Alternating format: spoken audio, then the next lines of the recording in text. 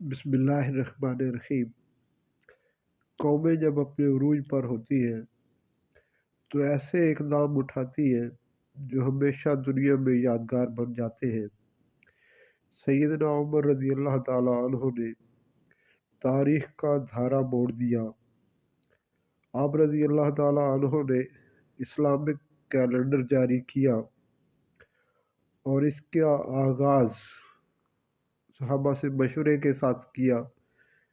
مختلف لوگوں نے مختلف مشورے دیے، لیکن آپ نے قرآن حکیم کے اس آیت کو کہ جس کو اول الیوم کہا گیا، یعنی جس روز جناب رسول اللہ صلی اللہ علیہ وسلم مدینہ میں اترے، اس روز کو پہلا دن قرار دیا اور ہجری کیلنڈر جاری فرمایا۔